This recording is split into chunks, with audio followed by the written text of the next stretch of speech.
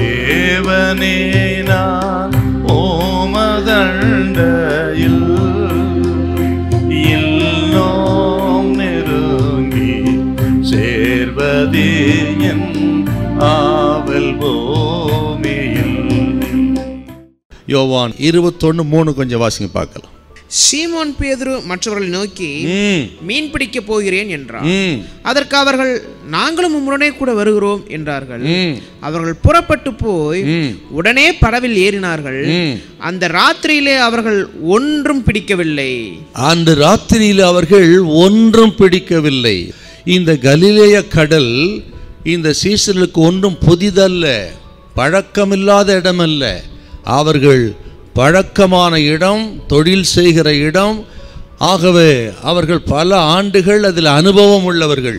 படகு இருந்தது, வலை இருந்தது, அனுபவம் இருந்தது. அத்தனை இருந்தும் இந்த வார்த்தை பாருங்க, அவர்கள் ஒன்றும் பிடிக்கவில்லை. அப்படின்னா என்ன அர்த்தம் கேட்டீங்கன்னா, இப்படிப்பட்ட ஒரு சூழ்நிலையை, வெறுமை, தோல்வி, ஆக அனுபவமெல்லாம் கைவிட்டு போன அந்த நிலைமையை ஆண்டவரே அவர்களுக்கு உருவாக்கி வைத்தார்.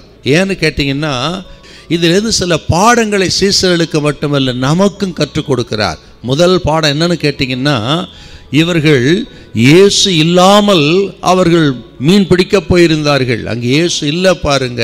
அப்படி என்ன அர்த்தம்னா, ஆண்டவர் இல்லாத ஒரு வாழ்க்கை, ஆண்டவர் இல்லாத ஒரு தொழில், ஆண்டவர் இல்லை என்று சொன்னால் அவர்களால் ஒன்று செய்ய முடியாது.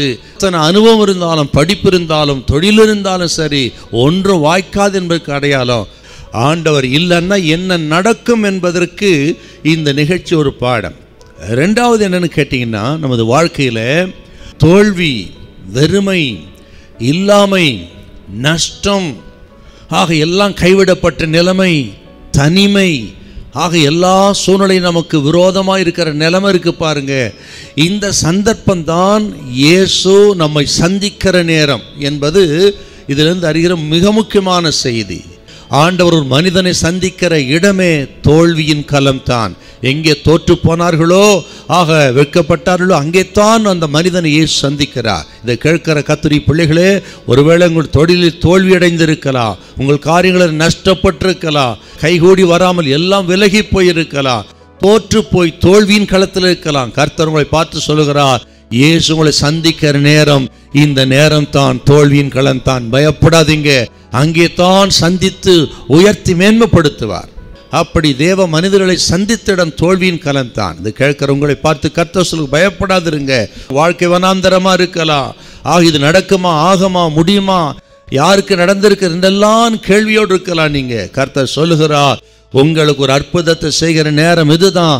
உங்கள் குறைவை நிறைவாக்குவார். இருக்கிற கொஞ்சத்தை கர்த்தர் பெருக்கி ஆசீர்வதித்து உங்களை கனம் பண்ணுவார். ஹல்லேலூயா, ஹல்லேலூயா.